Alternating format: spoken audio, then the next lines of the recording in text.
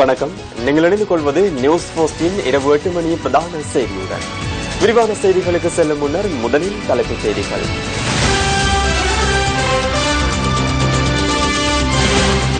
New Zealand அரசாங்கம் தம்மை பொறுப்பேற்க வேண்டும் என இந்தோனேஷியாவில் உள்ள இலங்கை புகலிட கோரிக்கையாளர்கள் வேண்டுகோள். காடுகளை அழிக்க ஒருபோதும் இடமளிக்கப் போவதில்லை, ஜனாதிபதி தெரிவிப்பு.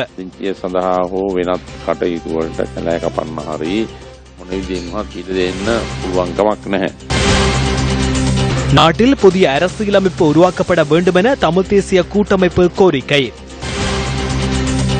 வாகன விபத்துகளில் 7 பேர் உயிரிழப்பு. பொதுமக்களின் அமோக வரவேற்புக்கு மத்தியில் தேசத்தை ஒன்றிணைக்கும் ஒற்றுமை பயணம் காலியிலிருந்து அம்பலாங்குடைக்கு.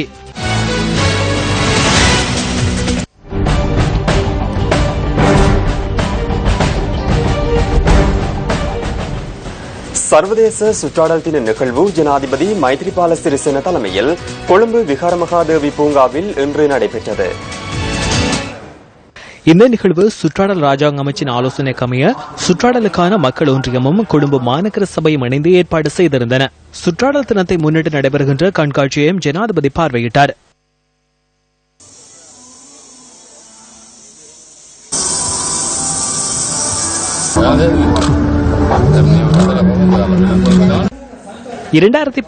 ஆண்டிற்கான சுற்றாடல் தினத்தை நினைவூட்டும் வகையில் விகாரமதேவி பூங்காவில் ஜனாதிபதியினால் மரக்கன்றுடன் நடப்பட்டது. இதேவேளை வில்பத்து சரணாலயத்தை அண்மித்த பகுதியில் மீள்குடியேற்றம் இடம்பெறுகின்றமை குறித்து சுற்றாடல் அமைப்பொன்றினால் தயாரிக்கப்பட்ட விசேட அறிக்கை நேற்றைய தினம் ஜனாதிபதியிடம் கையளிக்கப்பட்டது. வில்பத்து சரணாலயத்தை அண்மித்த பகுதியில் இடம்பெறுகின்ற காடழிப்பு தொடர்பில் பல்வேறு தரப்பினரிடமும் ஜனாதிபதி உடனடி அறிக்கையை கோரியுள்ளதாக ஜனாதிபதி ஊடகப் பிரிவு குறிப்பிட்டுள்ளது. இந்த தகவல்கள் கிடைத்ததன் பின்னர் குறித்த பகுதியில் மீள்குடியேற்றம் செய்யப்படுகின்றமை குறித்து இறுதி தீர்மானம் ஒன்று எடுக்க உள்ளதாக ஜனாதிபதி இதன்போது குறிப்பிட்டுள்ளார். இந்த பகுதியில் குறிப்பாக குடியமர்த்துவதற்கோ அல்லது வேறொரு நடவடிக்கைக்காகவோ காடழிக்க இடமளிக்க முடியாது. இந்த பிரச்சனையை தீர்ப்பதன் ஊடாக காடுகளை பாதுகாத்துக் கொள்ள முடியும். அதேபோன்று நெருக்கடிக்குள்ளான மக்களை குடியமர்த்துவதற்கு இவ்வாறு காடழிக்கப்படக்கூடாது. எவ்வாறாயினும் நான் இதற்கு இடமளிக்கப் போவதில்லை. இதற்கு பின்னர் காடழிக்க நான் ஒருபோதும் இடமளிக்கப் போவதில்லை. அந்த பகுதியில் மாத்திரமல்ல, இலங்கையில் எந்த ஒரு பகுதியிலும் இவ்வாறு காடழிக்க இடமளிக்கப் போவதில்லை. நியூசிலாந்து அரசாங்கம் தம்மை பொறுப்பேற்க வேண்டும் என இந்தோனேஷியாவில் தடுத்து வைக்கப்பட்டுள்ள இலங்கை புகலிட கோரிக்கையாளர்கள் வேண்டுகோள் விடுத்துள்ளனர். இந்த வேண்டுகோளை முன்வைத்து இலங்கை புகலிட கோரிக்கையாளர்கள் உள்ளிட்ட 65 பேரின் கையொப்பத்துடன் நியூசிலாந்து அரசாங்கத்திற்கு கடிதம் ஒன்று அனுப்பி வைக்கப்பட்டுள்ளது. இந்தோனேஷியாவில் அகதிகளாக வசித்து வந்த 65 பேர் நியூசிலாந்தில் புகலிடம் கோருவதற்காக கடந்த மாதம் 5ஆம் தேதி படகு மூலம் பயணத்தை ஆரம்பித்திருந்தனர். இவர்களில் 54 இலங்கையர்களும் 10 பங்களாதேஷ் பிரஜைகளும் மியான்மர் பிரஜை ஒருவரும் அடங்கியிருந்ததாக சர்வதேச ஊடகங்கள் செய்தி வெளியிட்டிருந்தன. எந்தவித பாதுகாப்பு மற்ற வகையில் இந்தோனேஷியாவிலிருந்து நியூசிலாந்தை நோக்கி பயணித்த இந்த படகு இந்தோனேஷியாவை அண்மித்த கடற்பரப்பில் ஆஸ்திரேலிய அதிகாரிகளால் மறைக்கப்பட்டது.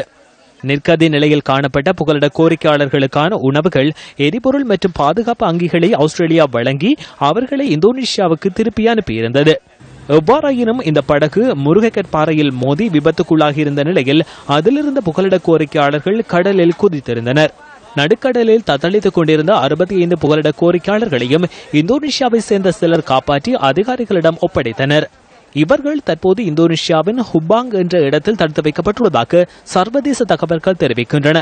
இதேவேளை இந்த புகலிட கோரிக்கையாளர்களுள் அதிக எண்ணிக்கையிலானோர் இலங்கையர்கள் என்பதால் அவர்கள் தொடர்பான தகவல்களை அறிவதற்காக இந்தோனேஷியாவுக்கான இலங்கை தூதரகத்தை நாம் தொடர்பு கொண்டோம். இலங்கை புகலிட கோரிக்கையாளர்கள் 54 பேரும் தொடர்ந்தும் குறித்த தீவில் உள்ள முகாம் ஒன்றில் தடுத்து வைக்கப்பட்டுள்ளதை இந்தோனேஷியாவுக்கான இலங்கை தூதரகம் நியூஸ் ஃபர்ஸ்டுக்கு உறுதிப்படுத்தியது. இதேவேளை நியூசிலாந்து அரசாங்கம் தம்மை பொறுப்பேற்க வேண்டும் என கோரும் கடிதம் ஒன்றை இந்தோனேஷியாவில் தடுத்து வைக்கப்பட்டுள்ள புகலிட கோரிக்கையாளர்கள் அனுப்பியுள்ளனர். நியூசிலாந்து குடிவரவு குடியகல்வு திணைக்களம், இந்தோனேஷியாவுக்கான நியூசிலாந்து தூதரகம், இந்தோனேஷியா IOM தலைமையகம், ஆஸ்திரேலிய குடிவரவு திணைக்களம் மற்றும் நியூசிலாந்து ஊடகங்களுக்கும் இந்த கடிதத்தை புகலிட கோரிக்கையாளர்கள் அனுப்பி வைத்துள்ளனர்.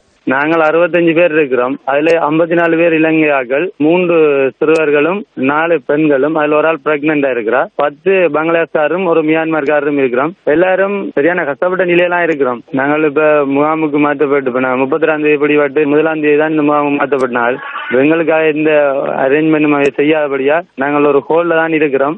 நாங்கள் கேட்டனால எல்லா வசதியும் செய்திருவீங்களோண்டு அதுக்கான இந்த ஒரு பதிலும் கிடைக்கல. இன்னும் இலங்கையில எல்லாருமே வட மாகாணத்தை சேர்ந்தார்கள். எல்லாருமே யுத்தத்தால் பாதிக்கப்பட்டால் எல்லாரும் தனித்தனிப்பட்ட பிரச்சனைக்குரியாக்கள். வடக்கு கிழக்கு மாகாணத்தை சேர்ந்த முழு பேருங்க இறுதி யுத்தத்தில இருந்து தப்பி போனாக்கள்லாம் இதுக்குள்ள 80% மேல காயப்பட்டாக்கள் இருக்கணும். கூடுதலான 50% அதுல காயப்பட்டாக்கள் இருக்கு. காது விளங்காதாக்கள், காலை இல்லாதாக்கள் என்று சொல்லி கணக்கு பேர் இருக்கணும்.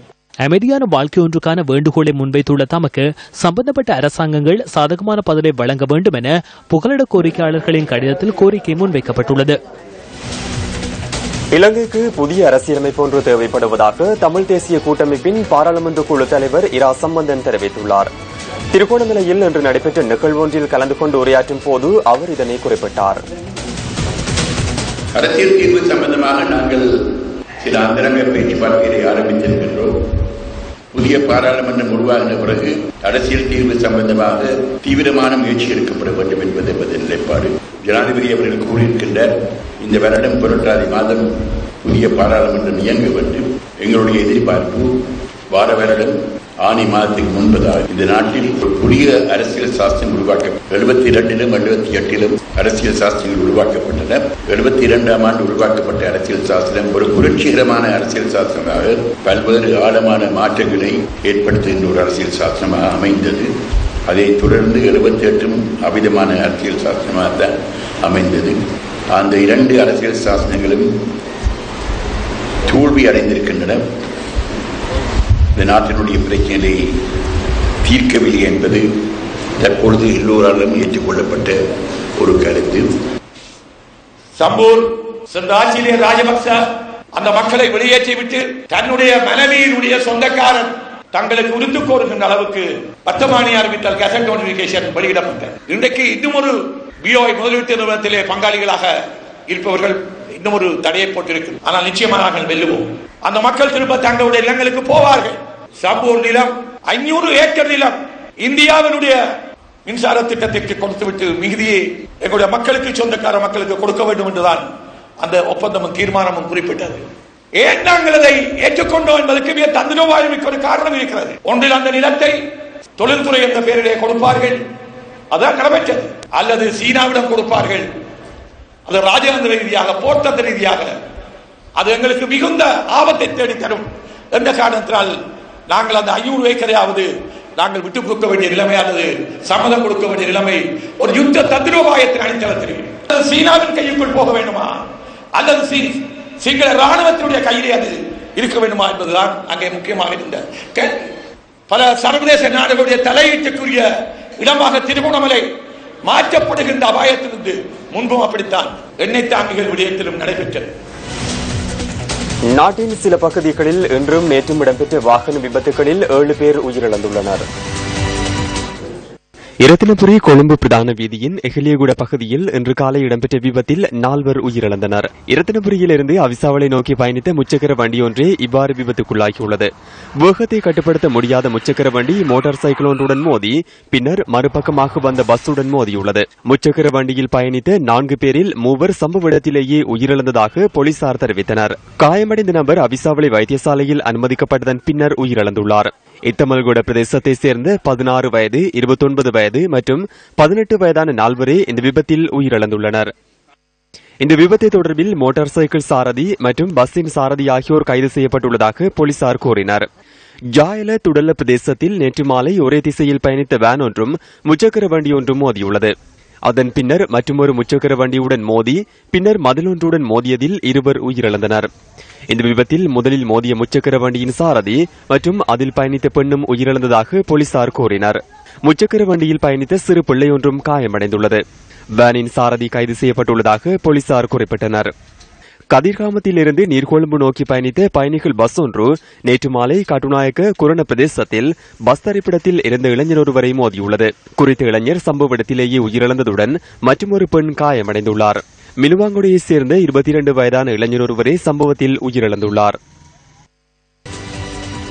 பிரதமர் ரணில் விக்ரமசிங்கவுக்கு எதிரான நம்பிக்கையில்லா பிரேரணை தொடர்பில் ஐக்கிய மக்கள் சுதந்திர கூட்டமைப்பின் பாராளுமன்ற உறுப்பினர்கள் சிலர் ஊடகவியலாளர் சந்திப்புகளில் கருத்து தெரிவித்தனர். நாராயண்பிட்டவில் இன்று மாலை இந்த ஊடகவியலாளர் சந்திப்பு நடைபெற்றது. எம்முடன் இருக்கின்ற சிலர் சந்தர்ப்பம் இல்லாமையால் நம்பிக்கையில்லா பிரேரணையில் கையொப்பமிடவில்லை.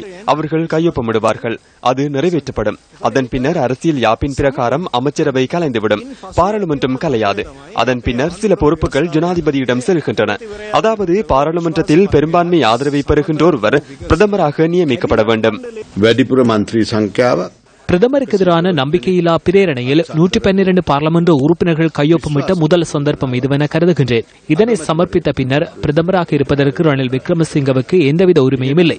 வெட்கம் இருந்தால் அவர் பதவி விலக வேண்டும். பதவி விலகினாலும் பாராளுமன்றத்தில் விவாதத்துக்கு எடுத்துக்கொண்டாலும் அவர் தோல்வியடைவார். பெரும்பான்மையாக உள்ளவர்களுக்கு அரசாங்கத்தை அமைக்குமாறு ஜனாதிபதி அழைப்பு விடுக்க வேண்டும்.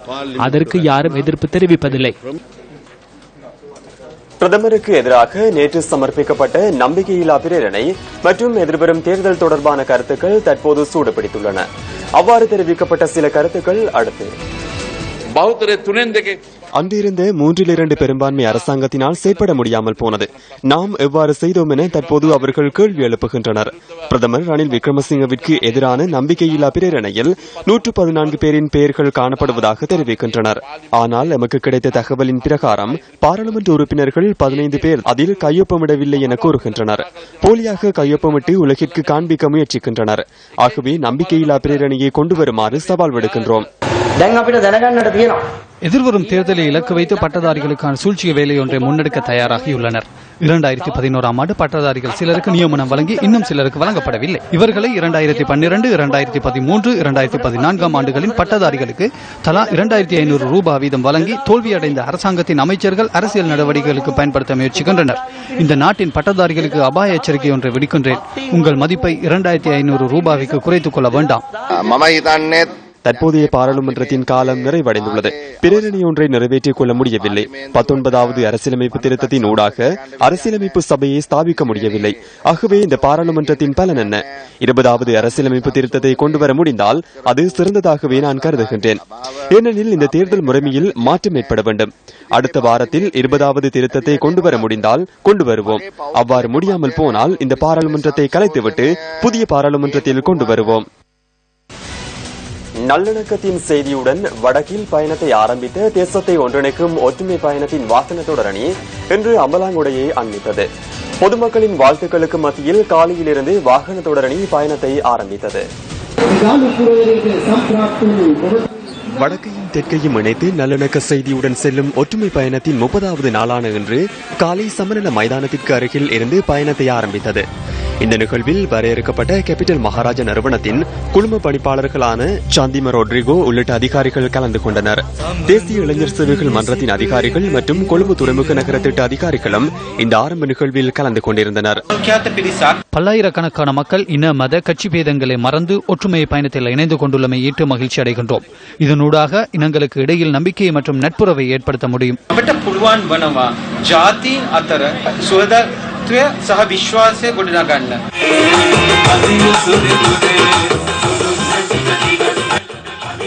பேதங்களை மறந்து ஒன்றிணைந்த காலி மக்கள் ஒற்றுமை பயணத்திற்கு வாழ்த்துக்களை தெரிவித்தனர்.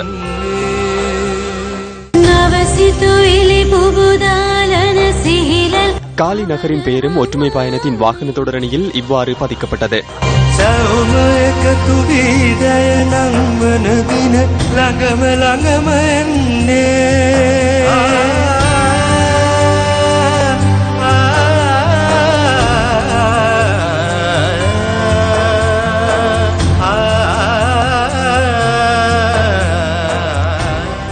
මේ වැඩසටහන තුළින් රටේ අනාගතය ඉතාමත්ම සාර්ථකව සාමය සංහිඳියාව සියල්ලම එකතු වී හොඳ ඉදිරි අනාගතයක් මේ රටේ පුරවැසියන්ට ඇති වේවායි ප්‍රාර්ථනා කරනවා. வாகன தொடரணி அடுத்த தரிப்பிடமான ஹிக்கடுவையை நோக்கி பயணத்தை ஆரம்பித்தது.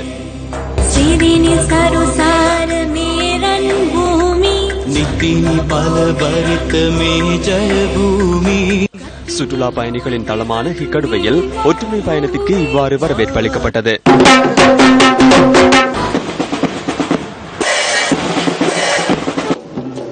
பயணத்தில் கலந்து கொண்ட மக்கள் வாழ்த்துக்களை தெரிவித்தனர். ජපන් මැන්ඩලින් අද කර අවුරුදු එයි හන්දියේ සිරස කරන මේ වැඩසටහන ඉතාමත් අනර්ගයි. தேசத்தின் அபிவிருத்திக்காக ஹிகடுவை மக்களும் தமது பெயரை இவ்வாறு பதிவு செய்தனர்.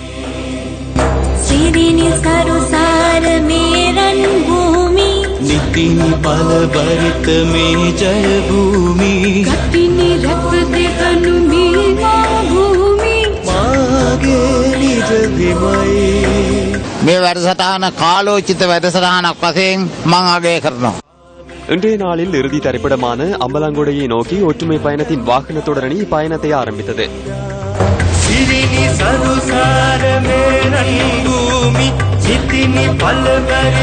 ஒற்றுமை பயணத்தின் வாகன தொடரணிக்கு அம்பலாங்குடையில் பாரிய அளவில் வரவேற்பு அளிக்கப்பட்டது. வரையறுக்கப்பட்ட கேபிட்டல் மகாராஜா நிறுவனத்தின் இலத்திரனியல் ஊடக குழும பணிப்பாளர்களான நீட்ரா வீரசிங்க, குழும பணிப்பாளரான செனரத் கபுகோட்டுவ மற்றும் பிரதான நிதி அதிகாரி ஸ்ரீலா ஜெயமகா உள்ளிட்ட நிறைவேற்று அதிகாரிகள் பலரும் கலந்து கொண்டனர். வரலாற்றில் என்றும் இல்லாதவாறு இலங்கை முன்னோக்கி செல்லக்கூடிய இடத்திற்கு வந்துள்ளது. இது மிகவும் அரிதான சந்தர்ப்பமாகும். இந்த சந்தர்ப்பத்தை பயன்படுத்திக் கொள்வதற்கு நாடென்ற வகையில் நாம் ஒற்றுமையுடன் செயற்பட வேண்டும். இன்றைய தேவையும் அதுதான். என்றும் தேசிய கடமையை நிறைவேற்றுவதில் இலங்கையின் தேசிய ஊடக வலையமைப்பான சிரச ஊடகமே முன்னிற்கின்றது. ஒற்றுமை பயணம் இதற்காகவே ஒழுங்கு செய்யப்பட்டது. இந்த முயற்சியின் ஊடாக தேசிய ஒற்றுமை நாட்டின் தேவையாக உறுதிப்படுத்தப்படும். இது ஒற்றுமை பயணத்தை ஏற்பாடு செய்த அனைவருக்கும் மகிழ்ச்சியான விடயமாகும்.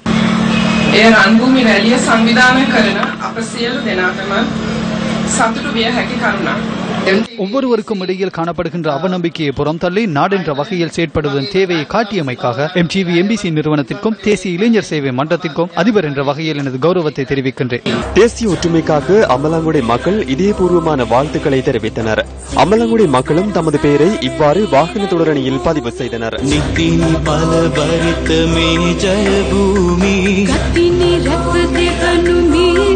சக்தி, சிரச, நியூஸ் போஸ்ட், கொழும்பு துறைமுக நகர் மற்றும் தேசிய இளைஞர் சேவைகள் மன்றம் ஆகியன இணைந்து முன்னெடுக்கும் ஒற்றுமை பயணத்தின் 31வது நாளான நாளை பலபெட்டியவில் இருந்து பயணத்தை ஆரம்பிக்க உள்ளது. முற்பகல் 11 மணிக்கு எதிர்வ பகுதிக்கும் 2 மணிக்கு வேறுவலைக்கும் செல்ல உள்ளது. செய்திகள் தொடர்கின்றன. தமிழர் விடுதலை கூட்டணியின் முன்னாள் பாராளுமன்ற உறுப்பினர் மு. சிவசிதம்பரத்தின் 13வது சிராத்த தின நிகழ்வு நல்லூரில் நேற்று நடைபெற்றது. மு. சிவசிதம்பரத்தின் 13வது சிரார்த்த தின நிகழ்வு வடமாகாண சபை அவைத் தலைவர் CVK சிவஞானம் தலைமையில் இடம்பெற்றது.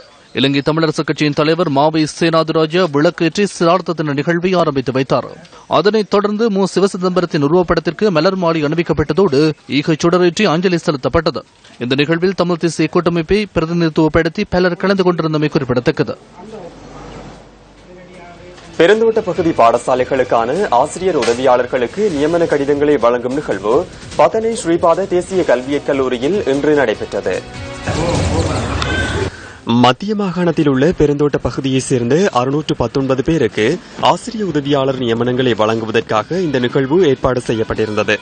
இலங்கை தொழிலாளர் காங்கிரசின் பொதுச் செயலாளர் பாராளுமன்ற உறுப்பினர் ஆறுமுகன் தொண்டமான் தலைமையில் நியமன கடிதங்கள் வழங்கப்பட்டன.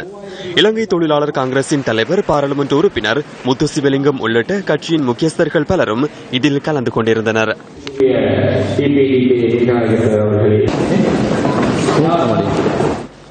ஜனாதிபதியின் கட்டளையை கூட அமல்படுத்த முடியாத நிலையே நாட்டில் காணப்படுவதாக தமிழ் தேசிய கூட்டமைப்பின் பாராளுமன்ற உறுப்பினர் ப. அரியநேத்திரன் கூறுகின்றார். மட்டக்களப்பு மயிலம்பாவளியில் இன்று நடைபெற்ற நிகழ்வு ஒன்றில் கலந்து கொண்டு உரையாற்றும் போது அவர் இதனை குறிப்பிட்டார். ஜனநாயக நாட்டில் அதை ஆளுகின்ற ஆட்சி செய்கின்ற ஒரு ஜனாதிபதியின் உத்தரவு என்பது அது மற்றவர்கள் அனுசரித்து செல்லக்கூடிய விடயமாக இருக்கின்றது. ஆனால் இலங்கையை பொறுத்தமட்டில் ஜனாதிபதி கட்டளையிட்டாலும் கூட அந்த விடயங்களை அமல்படுத்த முடியாத ஒரு திண்டாட்டம் அவங்களுக்கு இருந்து கொண்டிருக்கின்றது. இதை நீங்கள் புரிந்து கொள்ள வேண்டும். துப்பாக்கியால் மாமூலித்து விட்டது. நாங்கள் சுதந்திரமாக செய்ய முடியும் என்று கூறியிருந்தார்கள். ஆனால் என்ன நடந்தது? மண்டூரிலே ஒரு அரச உத்தியோகத்தர் துப்பாக்கியுடன் சென்ற 2 பேர் அவரை சுட்டுவிட்டு சென்று விட்டார்கள். இன்று ஏறக்குறைய 2 வாரத்தை அன்பிக்கின்ற இந்த நிலையை கூட இன்னும் எவரையும் பிடிக்கவில்லை. துப்பாக்கியை பிடிக்கவில்லை. கொண்டு சென்ற மோட்டார் சைக்கிளை பிடிக்கவில்லை. வெள்ளம்பிட்டிய பிரதேசத்தில் தொடர்ந்தும் சட்டவிரோதமான முறையில் சதுப்பு நிலங்கள் நிரப்பப்பட்டு வருவதாக அங்குள்ள மக்கள் குற்றம் சுமத்துகின்றனர். பிரதேச அரசியல்வாதிகள் சிலர் இதனுடன் தொடர்பு பட்டுள்ளதாகவும் அவர்கள் குறிப்பிடுகின்றனர். வெள்ளம்பிட்டிய புத்கமுவ பகுதியிலேயே இந்த சதுப்பு நிலம் காணப்படுகின்றது. பொதுமக்கள் வழங்கிய முறைப்பாட்டை அடுத்து மேல் மாகாண சபை உறுப்பினர் சுசில் கிந்தல்பிட்டிய அந்த இடத்திற்கு சென்றதுடன் மக்கள் விடயங்களை தெளிவுபடுத்தினர். காணி நிரப்பு மற்றும் அபிவிருத்தி கூட்டுத்தாபன அதிகாரிகளும் அந்த இடத்திற்கு சென்றிருந்தனர். பிரதேசத்தில் உள்ள சதுப்பு நிலங்கள் தொடர்ந்தும் நிரப்பப்படுகின்றன. அவற்றை நிறுத்த நாம் போராடினோம். விலைவாத்த பகுதியில் இவ்வாறு சட்டவிரோதமாக நிரப்ப சென்ற போது அதிகாரிகள் தலையிட்டு நிறுத்தினார்கள். கலனி முல்லையில் பல ஏக்கர்கள் நிரப்பப்பட்டன. அவற்றை நிறுத்த முடியாமல் போனது. அரசியல் ஒத்துழைப்புகள் இன்றி இவற்றை செய்ய முடியாது. சட்டவிரோதமான முறையில் இவ்வாறு சதுப்பு நிலங்கள் நிரப்பும் நடவடிக்கைகள் தொடர்ந்தும் அதிகரிக்கப்படுகின்றன. இதனால் கொரோனாவை தண்ணீரில் மூழ்கும் நிலை ஏற்படும். தற்போது அவசரமாக இந்த சதுப்பு நிலத்தை நிரப்புகின்றனர். நல்லாட்சியின் பார்வையில் குறைபாடுகள் காணப்படுவதாகவே தற்போது தென்படுகின்றது. ஏனெனில் தவறுகள் தெரிவதில்லை. பணத்தை பெற்ற அரசியல்வாதிகள் செய்யும் வேலையே இது. இவ்வாறான சட்டவிரோத நடவடிக்கைகளுக்கு இடமளிக்க வேண்டாம் என நாங்கள் அதிகாரிகளிடம் கேட்டுக்கொள்கின்றோம். இதற்கு எதிராக நடவடிக்கை எடுங்கள். அவ்வாறு இல்லை என்றால் நாங்கள் மக்களுக்காக போராடுவோம். அதனை நிறுத்த முடியாது. இது தொடர்பாக பிரதேச மக்கள் வெள்ளம்பிட்டிய போலீஸ் நிலையத்திற்கு வழங்கிய தகவலை அடுத்து சம்பவம் தொடர்பில் இருவரிடம் வாக்குமூலம் பெறப்பட்டுள்ளது. சதுப்பு நிலங்களை நிரப்புவதற்கான ஆவணங்கள் இல்லாமையால் பேக்கோ இயந்திரம் உள்ளிட்ட சில பொருட்களை கைப்பற்றியதாக போலீஸ் ஊடகப் பிரிவு நியூஸ் ஃபர்ஸ்டுக்கு தெரிவித்தது. அரசியல் தலையீட்டில் இடம்பெறும் இந்த செயற்பாடுகளுக்கு எதிராக குரல் கொடுப்பவர்களுக்கு பல்வேறு அச்சுறுத்தல்கள் விடுக்கப்படுவதாகவும் பிரதேசவாசிகள் தெரிவிக்கின்றனர். தாக்குதலுக்கு இலக்காகி காயமடைந்த வெள்ளவாய போலீஸ் நிலைய பொறுப்பதிகாரி வைத்தியசாலையில் அனுமதிக்கப்பட்டுள்ளார். சுற்றிவளைப்பிற்கு சென்றிருந்த சந்தர்ப்பத்தில் சந்தேக நபர் அவர் மீது தாக்குதல் மேற்கொண்டதாக போலீசார் குறிப்பிட்டனர். வெள்ளவாய கமல் சந்தை பகுதியில் அனுமதி பத்திரமில்லாது சட்டவிரோதமாக மதுபானம் விற்பனை செய்யும் இடமொன்றை சுற்றி வளைப்பதற்காக வெள்ளவாய போலீஸ் நிலைய பொறுப்பதிகாரி என்பி விஜித பெரேரா நேற்று சென்றுள்ளார். அங்கிருந்த சந்தேக நபர் மதுபான போத்தலால் போலீஸ் நிலைய பொறுப்பதிகாரியை தாக்கியுள்ளதாக போலீசார் தெரிவித்தனர். இதன்போது காயமடைந்த போலீஸ் நிலைய பொறுப்பதிகாரி மற்றும் போலீஸ் கான்ஸ்டபிள் ஒருவர் வெள்ளவாய் ஆதரவு வைத்தியசாலையில் அனுமதிக்கப்பட்டதன் பின்னர் மேலதிக சிகிச்சைகளுக்காக முன்றாகல வைத்தியசாலைக்கு மாற்றப்பட்டுள்ளனர். முற்றுகையின் போது சந்தேக நபரை கைது செய்ய முற்பட்ட வேளையில் அவர் தப்பி செல்ல முற்பட்டார். இதன்போது கைப்பற்றிய போத்தலால் எனது தலையில் இடது பகுதியில் தாக்கினார். குறைந்த அதிகாரத்தை பயன்படுத்தி சந்தேக நபரை கைது செய்துள்ளோம். தாக்குதல் நடத்திய சந்தேக நபர் கைது செய்யப்பட்டுள்ளதாக போலீசார் தெரிவித்தனர். மலையக மக்களின் உழைப்பு நாட்டின் பொருளாதாரத்திற்கு பாரிய பங்களிப்பு வழங்குகின்றமை எவராலும் மறுக்க முடியாத உண்மை. எனினும் அவர்களின் உழைப்பு பொருளாதார வளர்ச்சிக்கு பயன்படுத்தும் அளவிற்கு அவர்களின் அடிப்படை தேவைகள் கூட கருத்தில் கொள்ளப்படுவதில்லை என்பது வேதனைக்குரிய விடயமாகும். வெயிலிலும் மழையிலும் இக்கட்டின் மத்தியில் தேயிலை கொழுந்து பறிக்கும் மலையக மக்களே நாட்டின் பொருளாதார தூண்கள். பாதுகாப்பற்ற சூழலுடனான அடிப்படை வசதிகளற்ற 4 சுவர்கள் மலையக மக்களின் இன்றைய நிலை என்பது மூடி மறைக்க முடியாத வெளிப்படை உண்மை. முறையான குடியிருப்பு இல்லாத போதிலும் அன்றாட வாழ்க்கையை முன்னெடுக்கவும் உயிர் வாழவும் நீர் மிகவும் முக்கியமானது. எனினும் பண்டாரவளை ஐஸ்லபி தோட்டம் மல்வத்த பிரிவு மக்கள் கடந்த 23 வருடங்களாக உரிய நீர் விநியோகமின்றி பாதிக்கப்பட்டு வருகின்றனர். 75 குடும்பங்களைச் சேர்ந்த சுமார் 320 பேர் இந்த தோட்டத்தில் வாழ்ந்து வருவதோடு அவர்கள் 1 கிலோமீட்டர் தொலைவில் உள்ள பாடசாலை மற்றும் தேயிலை தொழிற்சாலை ஆகியவற்றின் கிணறுகளிலிருந்து இதுவரை நீரை பெறுகின்றனர். தோட்ட நிர்வாகத்தினால் 23 வருடங்களுக்கு முன்னர் வழங்கப்பட்ட நீர்த்தட்டம் கைவிடப்பட்டமையே இந்த நீர் பிரச்சினைக்கு காரணம் என மக்கள் சுட்டிக்காட்டுகின்றனர். தண்ணியை தூக்கி கொண்டு வந்து வீட்டுல வச்சுட்டு ஸ்கூலுக்கு அனுப்பணும் பிள்ளைல வெள்ளன அதுகள் அனுப்பிட்டு சொன்னங்கி மலைக்கு வேலைக்கு போயிட்டு விரட்டுப்பட்டு வீட்டுக்கு வந்து ஏன் எங்களுக்கு மட்டும் தண்ணி வசதியை மட்டும் செஞ்சு கொடுக்குறாங்க. வீடு இல்லைன்னா வீட்டுல எப்படியாவது இருந்துக்கிறோம். தண்ணி இல்லாட்டி இருக்கேல்மா. நாங்க குடிக்கிறதுக்கு தண்ணி இல்லாம பெரும்பாடு படுறோம். இதுல 22-23 வருஷ காலமா நாங்க இந்த இதே தான் அனுபவிச்சுக்கிட்டு இருக்கிறோம். நாங்க விடிய காலைல எந்திரிச்சு பிள்ளைங்களை ஸ்கூலுக்கு பழன வைக்கணும், தண்ணி தூக்கணும், வேலைக்கு போகணும். தண்ணி மட்டும் எங்களுக்கு வேணும். தண்ணிக்கு தான் எங்களுக்கு சரியான கஷ்டமா இருக்குது. இன்னைக்கெல்லாம் அறவே தண்ணி இல்ல. போயான்றைக்கு கோயில் குளத்துக்கு கூட போகாம நாங்க வீட்டுல தான் இருக்கிறோம். அத்துடன் தோட்ட நிர்வாகத்தினால் நிர்மாணிக்கப்பட்ட 4 நீர்த்தாங்கிகள் பராமரிப்பின்றி காணப்படுவதாக எமது பிராந்திய செய்தியாளர் கூறினார். இதேவேளை 8 தொடக்கம் 10 நாட்களுக்கு ஒருமுறை 10 நிமிடங்களுக்கு குழாய் மூலம் அரசாங்கத்தினால் நீர் விநியோகிக்கப்படுகின்ற போதிலும் அதில் தமது தேவைகளை பூர்த்தி செய்ய முடியாதுள்ளதாக மக்கள் குறிப்பிடுகின்றனர். எதிர்காலத்தில் சிறந்த வாழ்க்கையை தமது சந்ததியினராவது வாழ வேண்டும் என்பதே இந்த மக்களின் ஏகோபித்த கோரிக்கையாகும். தளபதி ஜெனரல் ஆர் ஷரீப் இன்று தியத்தலாவே ராணுவ பயிற்சி கல்லூரிக்கு சென்றிருந்தார். இதன்போது அவர் 8 குதிரைகளை தியத்தலாவே ராணுவ பயிற்சி கல்லூரியின் குதிரைப்படைக்கு அன்பளிப்பு செய்துள்ளார். இந்த நிகழ்வு தொடர்பான காட்சிகளுடன் இன்றைய பிரதான செய்தியை நிறைவு செய்கின்றோம். வணக்கம்.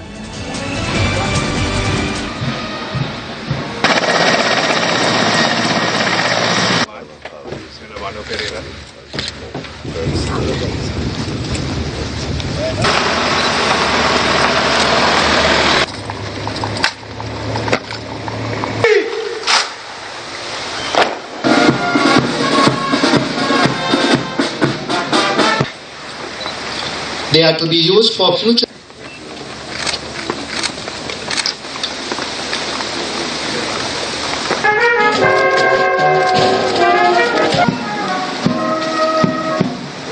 It's okay, sir.